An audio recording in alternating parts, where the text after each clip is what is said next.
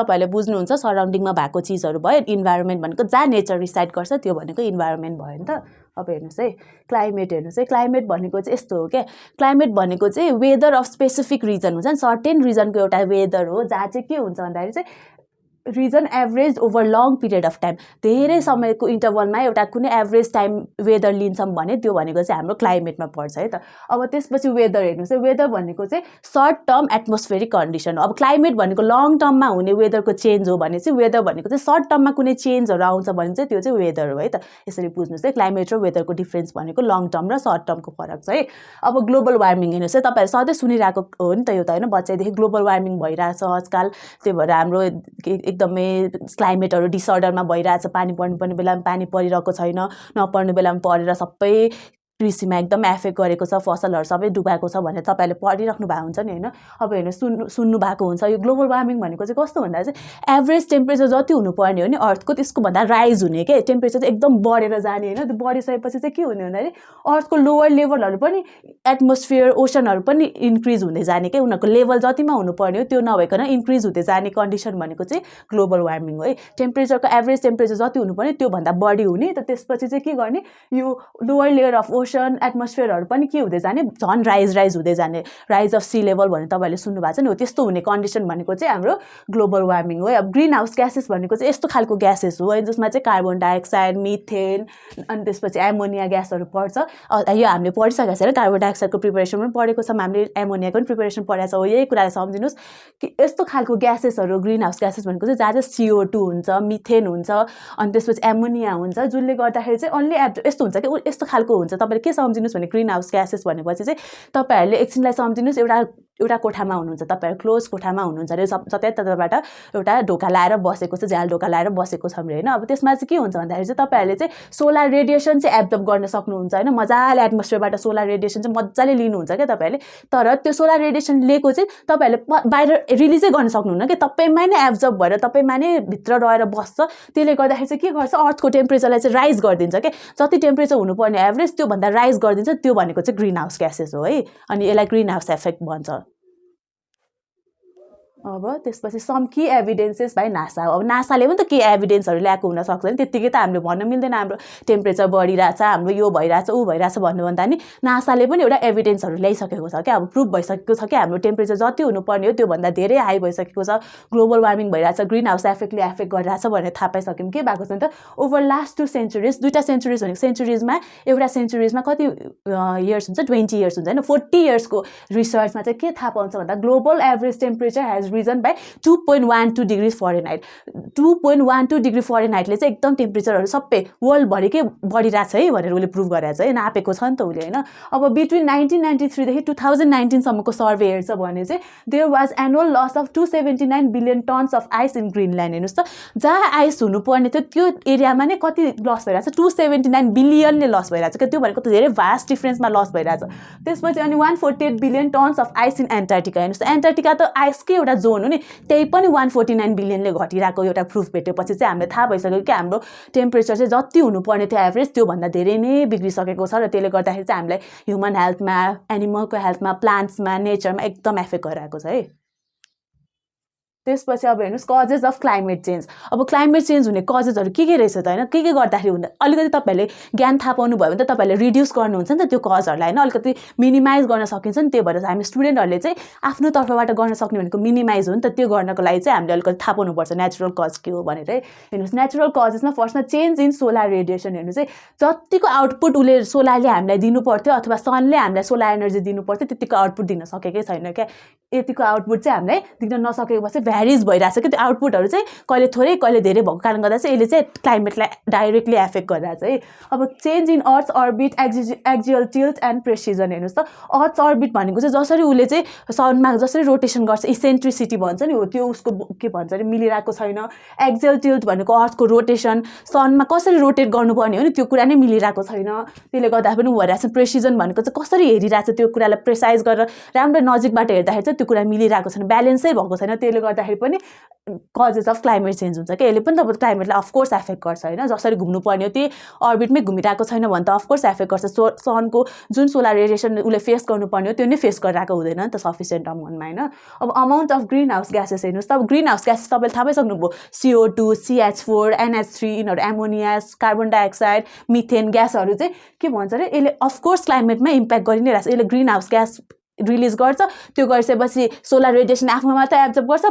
फाल्दैन नि टेम्परेचर पुरै हाई बनाइदिन्छ, त्यसपछि अलरेडी यसले एफेक्ट गरिहाल्यो, क्लाइमेट चेन्ज त भइ नै हाल्यो होइन। जाडो महिनामा पनि गर्मीवाला फिलिङ आउन सक्छ। अब हेर्नुहोस् ड्रास्टिक वेदर चेन्जेस, अब हेर्नुहोस् जतिखेर पनि वेदर त हाम्रो हातमा छैन नि त होइन। यस्तो भइरहेछ कि धेरै पोल्युसनहरू भएपछि चाहिँ वेदरको पनि एउटा जुन साइकलमा ऊ जानुपर्ने हो त्यो साइकलमा ऊ रहन सक्दैन नि, ब्यालेन्स भएन नि त, उसलाई पनि धेरै नै लोड पऱ्यो नि। त्यो कारण गर्दाखेरि चाहिँ हुरिकेनहरू आउने, फ्लड आउने, ल्यान्डस्लाइड आउने गरेर चाहिँ पुरै ड्रास्टिक क्लाइमेटलाई नै चेन्ज गरिदिन्छ क्या। अब त्यहाँको क्लाइमेटै चेन्ज हुन्छ है। अब पछि एन्थ्रोपोजेनिक चेन्जेस भन्छ। अब एन्थ्रोपोजेनिक चेन्जेस भनेको चाहिँ मान्छेले गर्न सक्ने, एन्थ्रो भनेको चाहिँ एन्थ्रोपोलोजी भनेको चाहिँ मान्छेवाला क्या, स्टडी अफ ह्युमन्स हुन्छ नि, त्यो भएको कारणले चाहिँ मान्छेले गर्ने चेन्जेसहरूले, मान्छेले गर्ने असरहरूले चाहिँ कस्तो चेन्जेस ल्याउँछ हेर्नुहोस् है त क्लाइमेटमा। अब इन्डस्ट्रियलाइजेसन के हुन्छ भन्दाखेरि चाहिँ यस्तो धेरै के अरे इन्डस्ट्रियलाइजेसनले चाहिँ धेरै ग्रिन हाउसहरू अफकोर्स ल्याउँछ। CO2 त फाले गर्छ त्यो चिम्नीबाट, हेर्नुहोस् त ब्रिक फ्याक्ट्रीमा चिम्नीबाट कति फाल्छ CO2 होइन। त्यो CO2हरू फालिसकेपछि ग्रिन हाउस धेरै हुन्छ, जसले गर्दा अफकोर्स क्लाइमेटमा त चेन्ज ल्याइहाल्यो हेर्नुहोस् त। त्यही भएर एउटा ब्यालेन्स ठाउँमा अलिकति फार अवे फ्रम रेसिडेन्टल एरियामा अलिक राम्ररी प्युरिफाई गरेर चिम्नी माथिसम्म अग्लो बनाएर पठायो भने त अलिक कम हुन्थ्यो नि त होइन। त्यो चाहिँ गर्न सकिन्छ। त्यही भएर इन्डस्ट्रियलाइजेसन पनि एक किसिमले चाहिँ क्लाइमेट चेन्जको लागि धेरै नै घातक छ क्या है। अनि त्यसपछि over use of fossil fuel हेर्नुहोस् त, फोसिल फ्युल त हामी झन् डेली लाइफमा युज गरेर हुन्छ। तपाईँहरू ट्राभल गर्ने एउटा गाडी, एउटा तपाईँहरूले ट्राभल गर्ने बाइक, स्कुटी, यिनीहरूले फाल्ने ग्यास नै यिनीहरूले फाल्ने ग्यास जुनबाट आउँछ नि त्यो भनेको नि फोसिल फ्युल हो नि, जुनमा पेट्रोल डिजल युज हुनु भनेको फोसिल फ्युल हो। अब यो ओभर युज भइरहेछ, अफकोर्स भइरहेछ। भेहिकल्सहरू त 24 घन्टा हिँडेछ, त्यही भएर यसले गर्दाखेरि पनि CO2 ग्यासहरू रिलिज गर्छ, जुनले चाहिँ अफकोर्स के गर्छ क्लाइमेटमा चेन्ज ल्याउँछ नि है, नराम्रो चेन्ज ल्याउँछ क्या। अब त्यसपछि त्यही भएर फोसिल फ्युल युज गर्नुभन्दा इलेक्ट्रिक भेहिकलहरू युज गर्न राम्रो छ नि। साझाले पनि अहिले लिएर आइरहेको छ, नेपालमा पनि रिसेन्टली साझाहरूले अलिकति ल्याएको छ, कुनै माइक्रोहरू पल्युसन फ्री छ होइन, त्यस्तो खालको इलेक्ट्रिक बाइकहरू पनि देखिरहेको हुन्छ हो। पर त्यसलाई चाहिँ हामीले सपोर्ट गर्नुपर्छ क्या एज अ स्टुडेन्ट। फोसिल फ्युलले छिटो रन होला तर के छ र होइन, हामी एकजनाले गर्दाखेरि क्लाइमेटलाई अलिकति सहायता हुन्छ भने त हामीले इलेक्ट्रिकल स्कुटरहरू चलाउन सक्यो नि त होइन। एज अ के अरे नेचर लभर भनौँ न, एज अ के अरे स्टुडेन्ट अफ नेचर, साइन्सको स्टुडेन्ट भएपछि त्यति चाहिँ हामीले ध्यान दिनुपर्छ जस्तो लाग्छ है मलाई चाहिँ। अब त्यसपछि डिफोरेस्टेसन हेर्नुहोस् त, डिफोरेस्टेसन त तपाईँलाई थाहा छँदैछ, ऱ्यान्डमली जाप्पाते रुख काटेको छ। किन काटेको छ? कुनैलाई काठ चाहिएको छ, कुनैलाई घाँस चाहिएको छ, अनि कुनैलाई पास्चर ल्यान्ड चाहिएको छ आफ्नो एनिमलहरू ग्रेज गर्नको लागि। तर उनीहरूले सोचेको छैन कि त्यसले के एफेक्ट गर्छ होइन। त्यो प्लान्टले अहिलेसम्म हामीलाई बचाएको कारणहरू उनीहरूलाई थाहा छैन, तर यत्तिकै ऱ्यान्डमली डिफोरेस्टेसन गरिरहेछ। त्यसले के गरिरहेछ हेर्नुहोस् त, प्लान्ट्सहरू कट डाउन भइरहेछ, नो प्लान्टिङ भएको छ, कुनै पनि प्लान्टिङै छैन। यसले अनब्यालेन्स कन्डिसन ल्याइहाल्छ। CO2 त हेर्नुहोस् त प्लान्टलाई कति चाहिन्छ फोटोसिन्थेसिस बनाउन, अब त्यो चाहिने अमाउन्टै उनीहरूले पाउँदैन क्या एटमोस्फियरबाट। त्यसपछि अनि यत्तिकै अनि हाम्रो इन्भाइरोमेन्ट पनि डिस्ट्रोय, प्लान्ट पनि डिस्ट्रोय, अनि प्लान्टले दिने अक्सिजन हामीले पाउँछ त पाउँदैन नि। हामी ह्युमनहरू चाहिँ यति सेल्फिस भइसक्यो कि अरू चिजलाई के वास्ता छैन, आफूलाई मात्र हेरिरहेको छ कि आफूलाई हेर्दाखेरि चाहिँ अरू चिजलाई पनि ब्यालेन्स गर्नुपर्छ है भनेर सिक्नुहोस्। त्यही भएर अब त्यसपछि अर्को हेर्नुहोस् मोडर्नाइजेसनमा चाहिँ के हुन्छ भन्दाखेरि रोड्स बिल्डिङ्सहरू यसरी बनाइरहेको छ होइन, एकदम ऱ्यान्डम वेमा without any balance of population यति भइरहेछ कि त्यसले CO2 को लेभल चाहिँ यति धेरै इन्क्रिज गरेर बढाइदिइरहेको छ। त्यसले गर्दा टेम्परेचर अफकोर्स इन्क्रिज भइरहेछ। त्यही भएर यो अर्बनाइजेसन मोडर्नाइजेसन पनि एकदम स्पेसिफिक वेमा, ब्यालेन्स वेमा, जति अर्थको क्यापेसिटी छ त्यही अनुसारले हुनुपर्ने हो, तर भएको छैन होइन। त्यही भएर चाहिँ एकदमै स्याड अवस्था छ नेपालको। अनि अब हामीले थाहा पाउनुपर्छ, हामीले एटलिस्ट एन्थ्रोपोजेनिक चेन्जेसहरू त हामीले अलिकति कम गर्न सक्छौँ भने चाहिँ इन्डस्ट्रियलाइजेसनमा हामीले कम गर्न सक्ने, हाम्रो कन्ट्रिब्युसनबाट पनि थोरै भए पनि चेन्ज आउँछ नि त होइन। त्यही भएर हामीले चाहिँ त्यो चाहिँ ध्यान दिएर गर्नुपर्ने हुन्छ है। जहिले पनि आफूलाई रिलेट गरेर पढ्नुहोस्, त्यसपछि तपाईँहरूलाई पनि केही चेन्ज गर्न मन लाग्छ है। अब हेर्नुहोस् एफेक्ट्स अफ क्लाइमेट चेन्ज। अब क्लाइमेट चेन्जले एफेक्ट हुने कहाँ छ है फ्याक्टरहरू हेर्नुहोस् है। एउटा वेदर भयो, वेदर त डाइरेक्टली एफेक्ट हुन्छ होइन। जस्तो तपाईँहरूले वेदर डिसब्यालेन्स गरेर बिगारिदिनु भयो भने अफकोर्स फ्लडहरू ल्याउँछ, त्यो भनेको बाढी भयो, हुरिकेनहरू ल्याउँछ, अनि त्यसपछि भोल्क्यानो ल्याउँछ, अर्थक्वेक हेर्नुहोस् हामीसँग एक्जाम्पल एकदमै रिसेन्टली भएको भनेको 2072 भएको, तपाईँले सम्झिनुहोस्। एकदमै यो पल्युसनले गर्दाखेरि, यो मोडर्नाइजेसन अर्बनाइजेसनले गर्दाखेरि त वेदरमा डिसब्यालेन्स भयो, त्यसले गर्दाखेरि नै हामीलाई अर्थक्वेक आएको हो नि त होइन ल्यान्डले पनि एउटा सहने क्यापासिटी हुन्छ नि त उसले सहन सकेन उसले निकाल्यो त्यो कुरा हो त्यस्तै नै यो वेदर पनि एकदमै ठुलो एफेक्ट हो है क्लाइमेट चेन्जको वेदरमा टोटली एफेक्ट आउँछ अब त्यसपछि प्लान्ट्स हेर्नुहोस् है प्लान्ट्सहरूले चाहिँ के हुन्छ भन्दाखेरि चाहिँ अब प्लान्टहरू चाहिँ उनीहरूलाई त एउटा स्पेसिफिक टेम्परेचर चाहिन्छ नि त होइन तर टेम्परेचर एकदम राइज भएपछि उनीहरू आफ्नो लेभलभन्दा अर्कै लेभलमा जान खोज्छ क्या त्यो भएपछि चाहिँ उनीहरूमा के हुन्छ हेर्नुहोस् त क्लाइमेटिक कन्डिसन चाहिँ एफेक्ट हुन्छ नि उनीहरूको फ्लावरिङ फ्रुटिङ टाइम हुन्छ नि जुनमा उनीहरूले फ्लावर दिनुपर्ने हो जुनमा उनीहरूले फ्रुट दिनुपर्ने त्यो टाइम डिसब्यालेन्स भएर यसले गर्दाखेरि प्लान्ट्समा पनि दोस्तै बिजोग बनाइदिएको छ है एफेक्ट क्लाइमेट चेन्जले गर्दा अब वाइल्ड लाइफ हेर्नुहोस् वाइल्ड लाइफको त तपाईँलाई भन्नै पर्दैन क्लाइमेट चेन्जले गर्दा वाइल्ड लाइफ त झन् एफेक्ट हुन्छ किन भन्दा उनीहरू त एउटा नेचर उनीहरूको एउटा रिजर्भ उनीहरूको एउटा एरियामा बसेर उनीहरूले खाएर बाँच्नुपर्ने हुन्छ होइन अब उनीहरूको क्लाइमेट चेन्जले गर्दाखेरि उनीहरूले खानै पाउँदैन क्या खानेकुराको स्क्यार्सिटी हुन्छ प्रेडेटर्स भनेको उनीहरूभन्दा सानो एनिमलमा खाएर जुन इकोसिस्टम मेन्टेन हुन्थ्यो नि त्यो कुरा नै उनीहरूले स्क्यार्सिटी भइसकेपछि अफकोर्स वाइल्ड लाइफमा एकदमै ठुलो एफेक्ट हुन्छ त्यही भएर इन्डेन्जर स्पिसिसहरू यत्तिकै मरिरहेको हुन्छ नर्मल एनिमलहरू मरिदिन्छ त्यसले गर्दा इकोसिस्टममै पुरै एफेक्ट हुन्छ है एउटा एनिमल मरेर के भयो त भन्ने फिलिङ आउँछ तर होइन यसले पुरै इकोसिस्टमलाई नै डिसब्यालेन्स गरिदिन्छ क्या अब त्यसपछि बिजनेसेस हेर्नुहोस् त अब एकदमै के भन्छ अरे वेदर कन्डिसनले चाहिँ अब बिजनेसहरूमा एकदम ठुल्ठुलो घरहरू बनाइदियो कम्प्लेक्सहरू बनाइदियो होइन अरू केही वास्ता छैन त्यहाँनिर एरिया एकदमै पुरै जति उसको क्यापासिटी हो त्योभन्दा धेरै घर बनाइदियो लास्टमा के पनि हुँदैन लास्टमा त्यसले के ल्याउँछ वेदरमा एफेक्ट ल्याएर चाहिँ हुरिकेन फ्लोडहरू आफै आउँछ त्यो डिजास्टर त आफै निम्तिन्छ नि त होइन उसको सहने क्यापासिटी हुन्छ नि एउटा किसिमको त्यो अनुसार केही पनि कन्स्ट्रक्सन हुँदैन बिजनेसलाई हेरिन्छ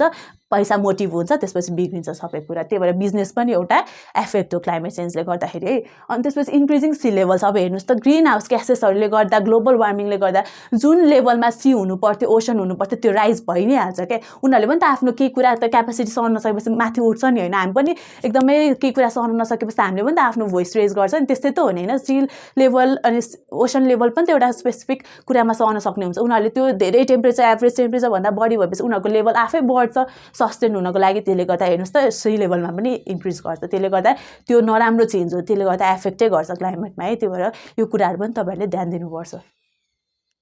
अब हेर्नुहोस् है अब के भन्छ नेसनल एफोर्ट्स अब हामीले के भन्छ अरे नेसनली हुन्छ नि हाम्रो देशले चाहिँ के एफोर्ट ल्याएको रहेछ है त क्लाइमेट चेन्जमा सुधार ल्याउनको लागि एउटा भनेको चाहिँ in 2008 ministry of environment MOE was separated from ministry of environment science and टेक्नोलोजीमा चाहिँ 2008मा चाहिँ मिनिस्ट्री अफ इन्भाइरोन्मेन्ट भनेर छुट्टै एउटा मिनिस्ट्री बनेको रहेछ है अब उसले पनि केही कन्ट्रिब्युसन गर्नुपर्छ है त त्यो तपाईँहरूले थाहा पाइराख्नुहोस् उहाँको पनि कन्ट्रिब्युसन छ भनेर अब अर्को भनेको चाहिँ in 2009 climate change council CCC was established under the chairmanship of right honourable prime minister of Nepal हो प्राइम मिनिस्टरको अध्यक्षतामा प्राइम मिनिस्टरको लिडरसिपमा चाहिँ हाम्रो के बनेको छ climate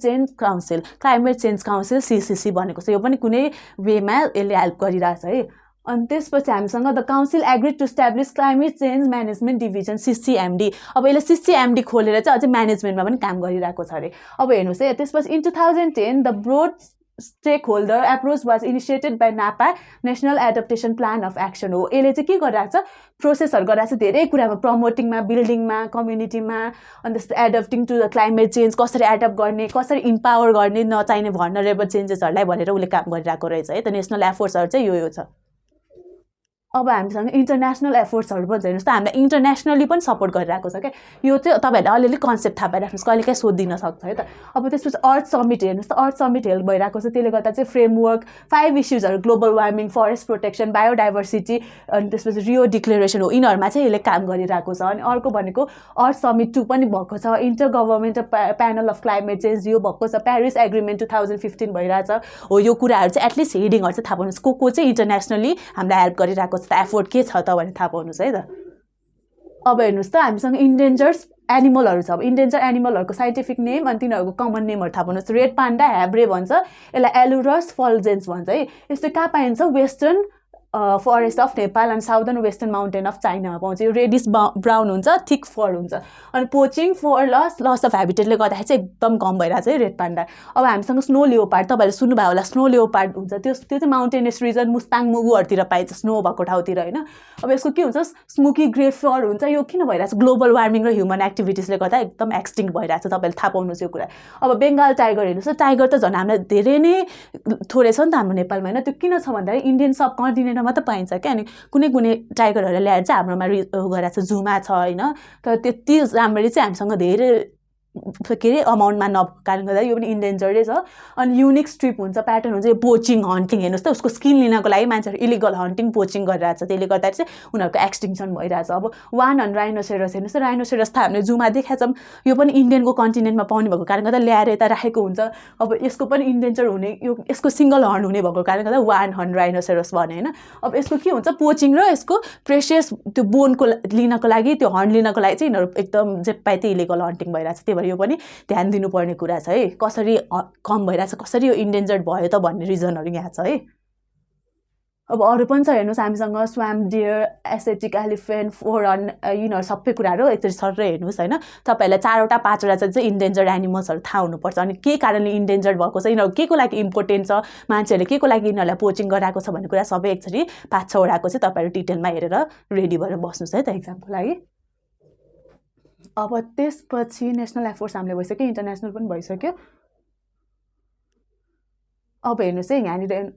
traditional use of medicinal plants. अब हेर्नुहोस् नेपाल चाहिँ यति रिच छ कि होइन, हामीसँग मेडिसिनल प्लान्ट्स अलरेडी नै छ क्या, तर कतिलाई थाहा नै छैन। त्यही भएर यो भएको मेडिसिनल प्लान्ट्सलाई चाहिँ राम्ररी एफेक्टिभली युज गर्यो भने चाहिँ हामीमा धेरै इकोनोमिक डेभलपमेन्ट हुनसक्छ। अब त्यसको लागि हेर्नुहोस् बोजो, तपाईँहरूले खोकीहरू लाग्दा, रुगा लाग्दाखेरि तपाईँहरूले बोजो खानुहुन्छ होइन, त्यो भनेको चाहिँ यसको साइन्टिफिक नेम भनेको एकोरस क्यालामस हो क्या। यसको एकोरस क्यालामसले चाहिँ के गर्छ, हाम्रो के घाँटीहरूलाई हेर्नु, कफमा, कोलमा, टन्सिल भएको बेलामा चाहिँ एकदमै छिटो निको पार्छ। यो कहाँबाट पार्ट युज भनेको यसको राइजोम भनेको रुट युज गर्छौँ है। अनि यो के भएको छ भन्दाखेरि कन्ज्युम ओरली, यो चाहिँ ओरली खान्छौँ नि त, तपाईँलाई थाहा छ होला, बोजो तपाईँले खाइराख्नु भएको छ होइन, हो त्यो पनि एकदमै इम्पोर्टेन्ट छ। अनि घिउकुमारी भनेको एलोभेरा जुन तपाईँको घरमा धेरै जस्तो पाइ नै रहेको हुन्छ होइन, त्यो पनि एकदमै स्किनको लागि, हेल्थको लागि एकदमै इम्पोर्टेन्टवाला हो है। अब हेर्नुहोस् तितेपाती हो, तितेपाती भनेको चाहिँ आर्टेमिसा इन्डिसा भन्छ, यो लिफ र रुट खाइन्छ। यो चाहिँ के कट उन्डहरू हुँदाखेरि चाहिँ तितेपाती लाउने बित्तिकै निको हुन्छ क्या। सधैँ पहिलादेखि नै एन्सियन्ट टाइमदेखि त हामीसँग मेडिसिन थिएन नि, हो यो चाहिँ एउटा मेडिसिनको कट र उनको लागि मेडिसिनको लागि युज हुन्छ है,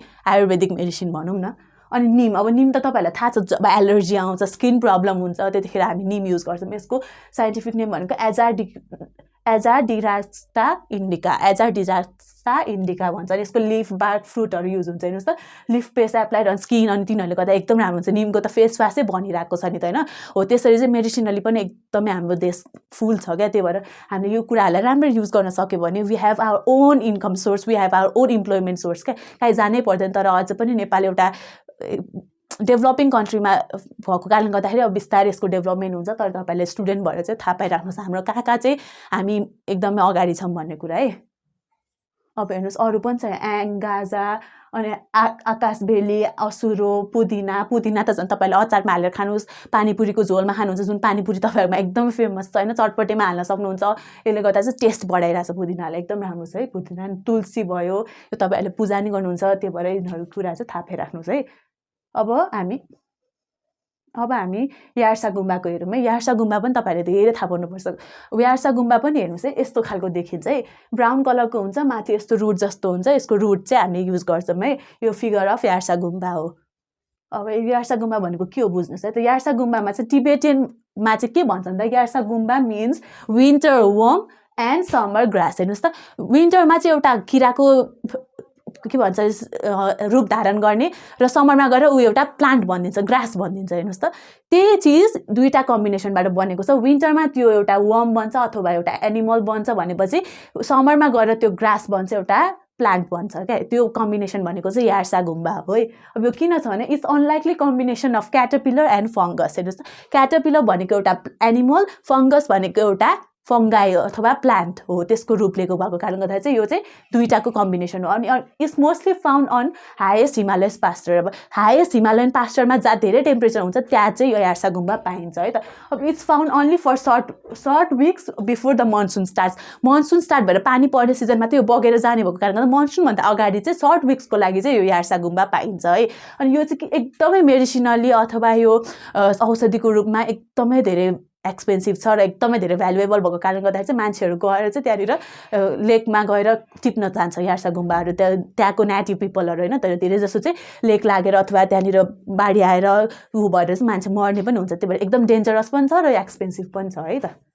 यसरी चाहिँ हामीले थाहा पाउनुपर्छ यार्सा गुम्बा चाहिँ के रहेछ त। हाफ भन्नाले हाफ इयर चाहिँ के छ यो प्लान्ट छ अनि हाफ इयर चाहिँ 12 मन्थ 6 मन्थ प्लान्ट छ 6 मन्थ चाहिँ एनिमल छ है। यसरी एनिमल भएको केसमा चाहिँ हामीले यसलाई हन्ट गर्छौँ र हन्ट गरेर यसलाई बेच्दाखेरि चाहिँ यसको धेरै भ्यालुएबल युज छ। यारसगुम्बाले धेरै कुराहरूमा हेल्प गर्छ, हाम्रो मेडिसिनल युजको लागि पनि हेल्प गर्छ। यसले धेरै यसको बेनिफिट भएको कारणले गर्दाखेरि चाहिँ यो चाहिँ एकदमै धेरै पाइन्छ पनि नेपालमा र धेरै एक्सपोर्ट पनि हुने चिज हो र यो एकदमै प्रिजर्भ गर्नुपर्ने चिज हो त। यसरी चाहिँ हामीले नेचर एन्ड इन्भाइरोमेन्ट पनि सक्यौँ। अब तपाईँहरूलाई अलिकति कन्सेप्टहरू थाहा भयो होला। अब तपाईँले थाहा पाउनुपर्ने ओपन क्लोज फ्ल्याट युनिभर्स पनि राम्ररी हेरिदिनुहोस्, यार्सा गुम्बाको बारेमा एकचोटि राम्ररी हेर्नुहोस्, इन्डेन्जर्ड एनिमल्सको बारेमा हेर्नुहोस्, इन्डेन्जर्ड प्लान्ट्सको बारेमा हेर्नुहोस्, मेडिसिनल प्लान्ट्सको बारेमा हेर्नुहोस्, कसरी यो मेडिसिनल हो, यसको इम्पोर्टेन्स के हो, यो कहाँबाट ओरिजिन भयो, यसको फिचर्स के हो, सबै कुरा एकचोटि राम्ररी हेर्नुहोस्। त्यसपछि हामी सेट क्वेसनमा चाहिँ डिटेलमा गर्नेछौँ है। त्यसरी चाहिँ हाम्रो अब हामीले फिजिक्स र केमिस्ट्री टोटली सकाइसक्यौँ। अब हामी बायोलोजीको पोर्सनमा जान्छौँ है त भोलिदेखि। हस्।